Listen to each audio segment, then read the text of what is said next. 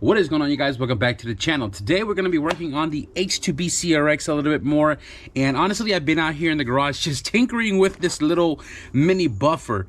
Now if you guys have seen the last video, we took care of a lot of little things. I'm not going to explain to you guys. You guys can go back and check out that video. So what I was going to do today was build the exhaust system, but then I was like, the weather looks like it's going to be raining, so I was like, I want to put the wheels on the car, turn it around so we can have it face this way, and then do the back half of the exhaust system.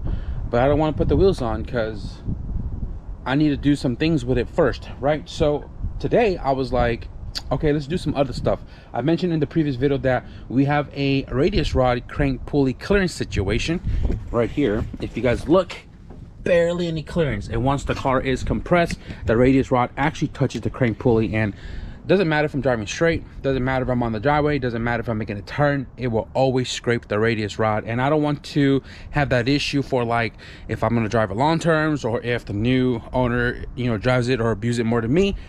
I don't want that rod to go snap it in half, right? So there's a couple of different solutions that I can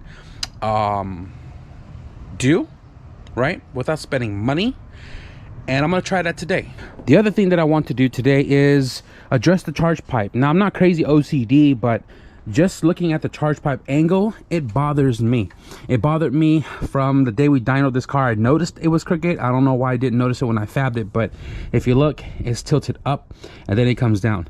I want that to be straightened out, so we're gonna try to modify the charge pipe to get it to be leveled out, and I think I'll sleep better at night. If I have a relay, I want to try to build a relay system for the spall fan here so we can power this at full power, because if you guys know, the drag radiator is not more so meant for daily driver or long-term driving. It will heat up your car quickly. This is more so meant for the drag racing guys where they just go down the track and cool off, right?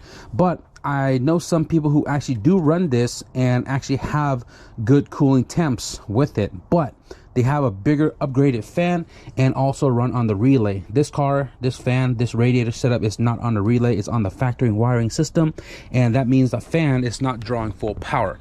I noticed that this car got a little hot when I drove it a little bit to do the photo shoot, and that means I'm probably gonna have overheating issues if I drove it like to the upcoming CRX meet, because I really want to take this car because I've never brought it there before. So maybe we'll try to adjust the fan today as well too, but first and foremost, let's figure out something with the traction bar radius rod. Okay, so hear me out.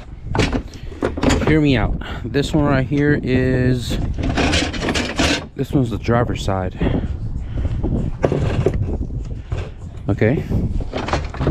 So a buddy of mine from Florida, if you guys don't remember the Florida vlog, we recorded that H2B CRX owned by the homie Andy, and he was telling me that for many years he's ran his traction bar underneath the LCA right here on the factory control arm.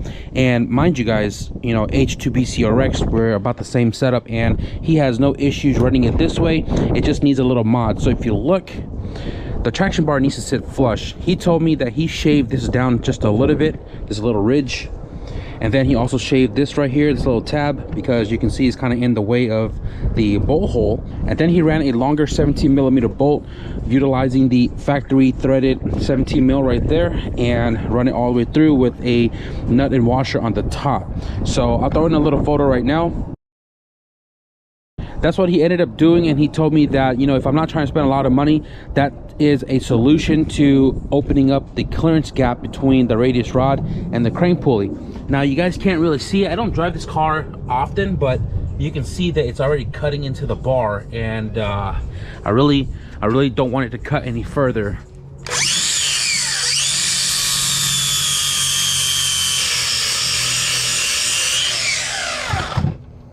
You don't have to go all the way because the bar goes diagonal like that, so just enough to clear the radius rod. I think that should be okay. Now you got this tool right here, the Milwaukee belt sander. This is going to come in clutch to try to shave down that little corner right there to clear a bolt to get to those threads.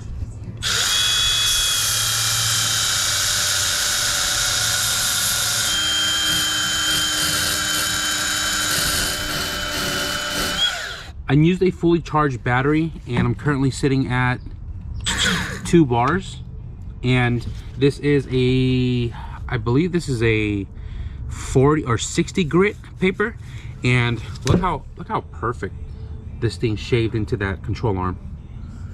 Cool, huh? So now we have clearance for the 17mm bolt to thread into the control arm. You can see I'm doing this by finger. Easy peasy. So I am running a max peeing rod traction bar, and I actually have this on my sedan. If you guys can see the silver traction bar down there, I have it on my KRX and a bunch of other EF on the channel throughout the years, and these bars work amazing. But anyways, the traction bar radius rod is currently mounted on the top of the LCA. You guys can see it right there, and the distance with the crank pulley is not much, dude. That looks like maybe half an inch. So I'm gonna show you guys the before and after. Right now, mounted on the top to the crank pulley, we're like, oh man, that's at least 5/8 maybe, so a little over half an inch. That's the spacing that we have currently. So also, look who showed up after almost a whole ass year. What's up? Hey, it's the homie Herb and Hades. My boy. So what you been up to, man, this whole year, bro? Dude, I mean, hold on. If you guys truly wanted to know what he's been up to, because you guys haven't seen him here on the channel in a long ass time, you guys should have subscribed to his channel, because he literally posted everything he was doing. But I'm gonna let him tell you guys anyways. A quick little brief of what you've been up to. I mean, I traveled cross country for like 4 months, and then came back. Tell them where you went. Bro, I went all the way up to Canada. He went all the way up to Canada. Toronto, Canada. Not even just Canada, bro. He went from here straight across to the East Coast. Yup. They went up to Myrtle Beach, all the way over to Myrtle Beach. I went from Santa Cruz to Myrtle Beach, and then all the way up to Niagara Falls into Toronto, Canada, back down, and then came right back through the 40. You came here, and then you went to Washington. Yeah. Oh, that. You went up. I went to Washington. I went after that. Jesus Christ. You know me better than I know. I forgot about that trip. Dude, this guy has been traveling this entire years while you guys haven't seen him.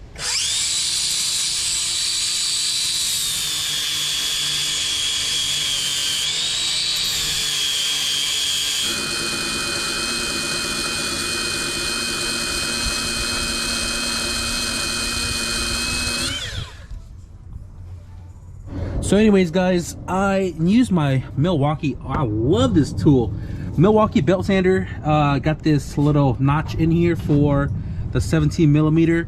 Got the surface right here flattened out for the traction bar, and it's kind of dark right now.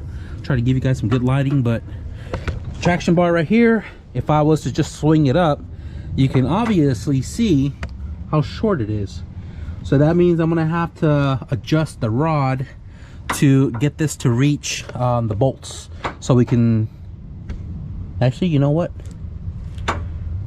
let me try. Wait, it actually fits. Okay, well, let me try the other one.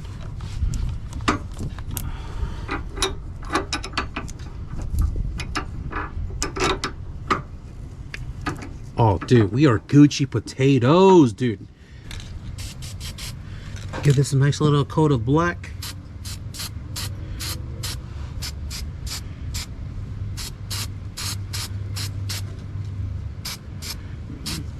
Okay, that should be plenty.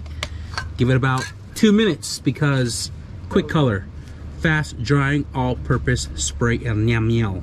The cold weather is the best.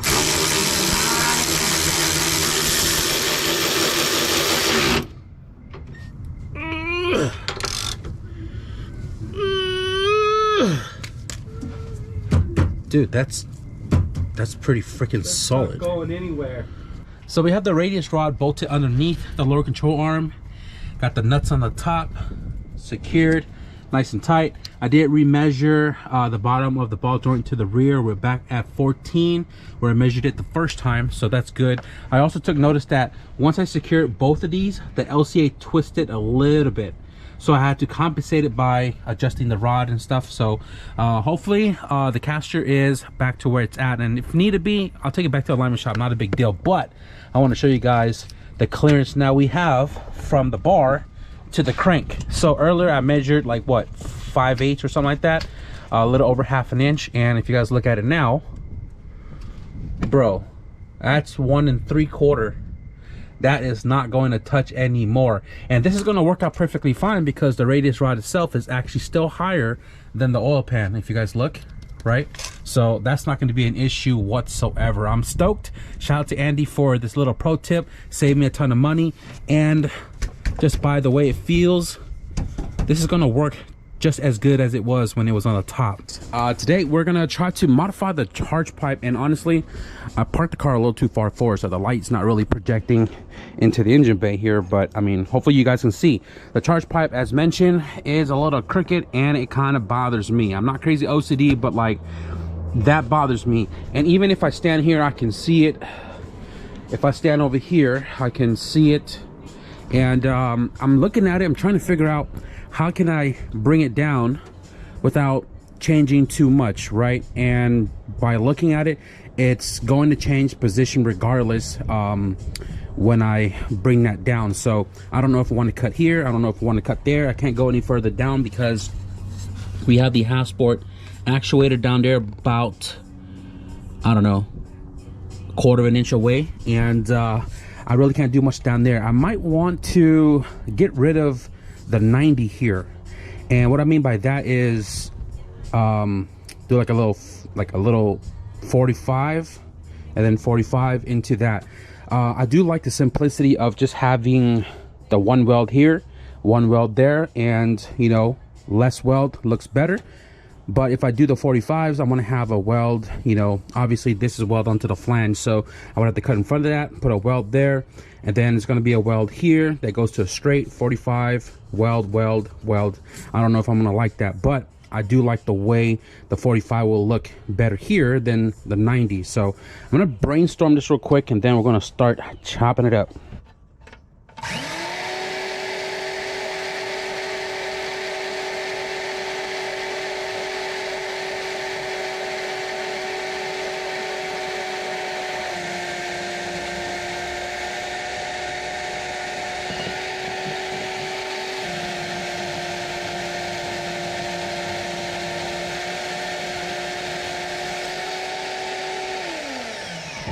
I mentioned that if I modify the top part of the charge pipe, I wouldn't like a lot of welds to be in one spot, and I had a dim idea of actually sanding down this weld right here as smooth as possible without digging too deep with my Milwaukee belt sander. I will change the grit as I go so I don't go too far down. I did tape it up with masking tape, 2 rounds just to make it thick so I don't actually touch the other areas I don't want to sand.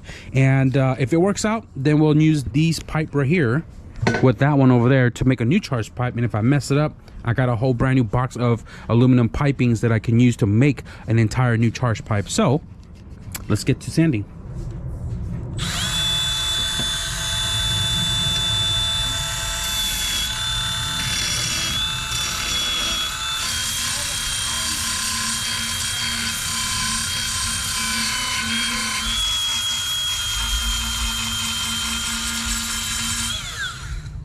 It's kind of hard to see, but I got all the welds off, and now I just got to clean it all up. Before I show you guys the results on sanding down the beads on the charge pipe, I used my Milwaukee belt sander right here with 80 grit, right? And then I threw on a brand new 120, and then I chased it with the tape off the pipe with 120 by hand to get all the scratch in the same rotation as the finish of the pipe. And then I followed up with a red Scotch-Brite to kind of make it all nice and uniform. And dude, you can't even tell. You can't even tell. You can't even tell until you stare at it up close, like right there where it butts up with the welds for the blow valve. And then if you go to the bottom side, there's some small little pitting that I did go a little deep right there. But dude, you cannot even tell. Super stoked about that. So now I'm gonna go ahead and figure out what I'm gonna do about this 90 on top, and just, you know, make a whole new charge pipe. I've said that like 1,000 times now. Let's just do it.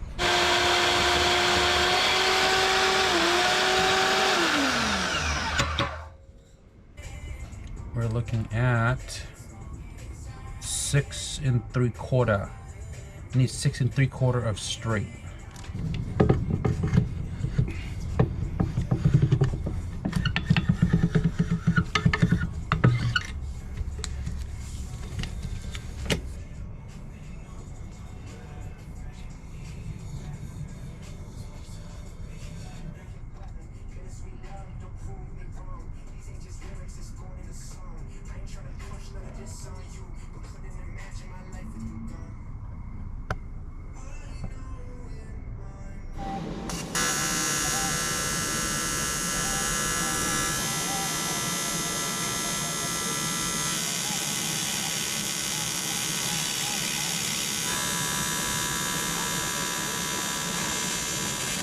We have the charge pipe fully welded up and reinstalled back into the engine bay. Coupler is on, T-bolt, that one right here is also on. Vacuum line is also back on as well. And I'm very happy with how this turned out. We got rid of that 90 that was kicking up super high. I chopped that 90 in half, which then gave me this 45, and then I had another 45 sitting around, so I used that pipe instead of the short one we cut off, this 90, and we attached that together. B rolled that in, B rolled this in, T-bolt coupler, vacuum, all back in, not hitting anything, and most importantly, we don't have that kick up anymore. So I'm pretty stoked about that. I did mention that I wanted to build a relay for the spall fan right here for the Speed Factory drag radiator. I need to check to see if I have a relay, because if I don't have one, I can't build one. A few more odds and ends I'm going to tinker with here in the engine bay. The ground wire, I took this one off and I sleeved it with some sleeve I bought off of Amazon, and it looks really good because originally it was just electrical tape together like so right there. So I'm gonna pop this one off right now. I'm gonna show you guys the sleeves that I bought, and I'm gonna sleeve that ground wire to give it a much better look here in the engine bay. So I bought this assortment of mesh loom from Amazon, and it comes in 4 different sizes, as well as the shrink tube right here for the ends. We have this little tiny one right here. We have these 1/2 inch guys, and then we have this 1 inch. These two are the same, and I also did buy it in black. This one is also an assortment pack, and this one is just pure black. They do have a bunch of different colors. I might even buy just a bunch of them just because I really like the way these look. Most harnesses are built like it too, so if you look, mesh looms, right? But anyways, I'm probably gonna use the smallest one right here because that's about the same as the gauge, but as long as I can get it over this terminal, we'll use it. Let's just go ahead and get the length going here. Easy peasy. It has an effect like a snake when it's eating its prey. All right, I'll go and just push this all the way through, kind of get an idea on how far I need to go. So I always leave about 1/2 inch so the shrink tube can grip this side and the mesh. All the way through. Somewhere there. And I just gotta get a shrink tube that's gonna go over this. Slip that in there. Normally I try to get the end at the 1/2 point. So we're just gonna sit about right there somewhere. Use a heat gun, not a torch, because you can burn the sleeve, but just gotta know how to use the torch.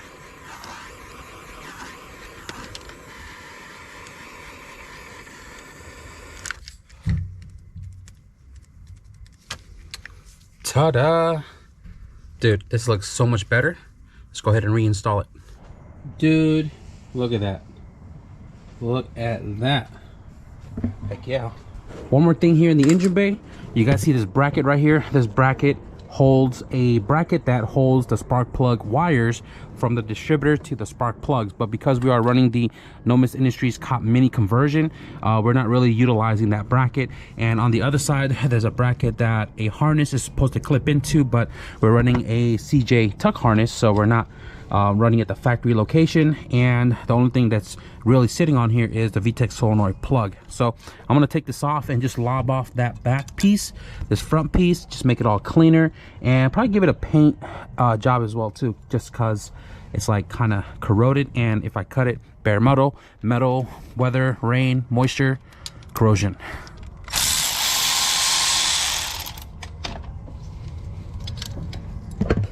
Here's the bracket. And there it is. All modified and wrinkled black. Yes, sir. So much better. I did find a relay. I don't know if it works. I'm gonna build the harness in just a moment, but I want to do a comparison video real quick. This ball fan is currently connected to the factory plug, so I want to hear what it sounds like before we give it the full juice with the relay.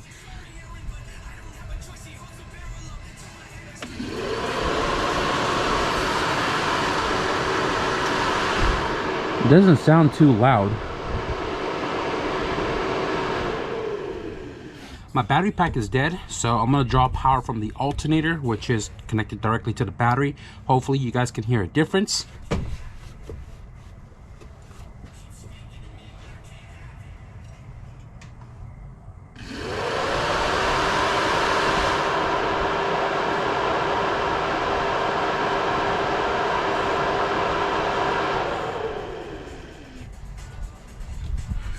I mean, it sounded louder, but I couldn't tell from underneath the car. I just temporarily made a relay setup for the fan using a bunch of gator clips, right? And it is routed like it's supposed to be. I just want to show you guys this on the screen real quick because this was the diagram that I used. And right here. So you guys can screenshot it if you want. So I'm gonna go ahead and trip the fan switch to see if this fan would pull harder on the relay setup.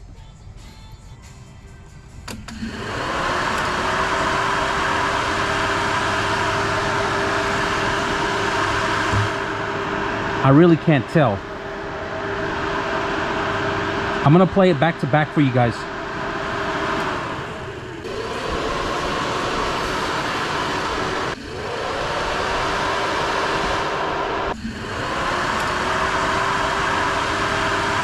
I ran the part number for the spall fan that normally comes with the Speed Factory drag, the CSF radiators. They don't really draw that much. They don't even draw close to 1,000. There's another 10-inch fan that draws 1,000, but I think this one draws like 700 or 800 or something like that. I know the full tuck radiator that comes with the two smaller fans, they only draw about like 600 each. That's not a lot. A lot of people wonder why they have overheating issues in the turbo car with the tucked radiator, but either I drive like this to see if this works more efficiently than it did before, or I just buy the stronger fan to see if that's gonna help pull more air to cool down that radiator on longer drives. I need to go buy a new fan switch for the H22 because this one right here, there was 2 pin on it and the fan was connected to it, but I don't know, it might have tugged or something and it broke that terminal off. But regardless, it doesn't even have the housing to clip it in, so I need to go buy a new one of that. But as far as tonight goes, I think we're just about done here, and let's wrap it up. Somewhere along the line today, I lost my beanie working on the CRX. Or maybe I didn't have one on at all because I just noticed now that I only have my hoodie on. As far as the fan relay goes, I'm probably going to finish this a different day because I want to go buy new gauge wires, probably 10 or 12, because I want to upgrade all the wiring while I'm building this, because we're going to be drawing a lot more power through these wires and I don't want to like fry or overheat the 16 gauge. So I'm probably going to get like 10 or 12 and then finish building the rest of this out. You can kind of see these guys are a lot thicker than the 16 gauge, right? I don't know if you guys can see that difference right there. So when we get new wiring, we'll finish this and then we're going to install it. We're just going to install it anyways because honestly, I can't tell the difference between running one and not running one. But at least running one will tell me that we are giving the fan the power that it actually needs. So, you know, hopefully that makes a difference.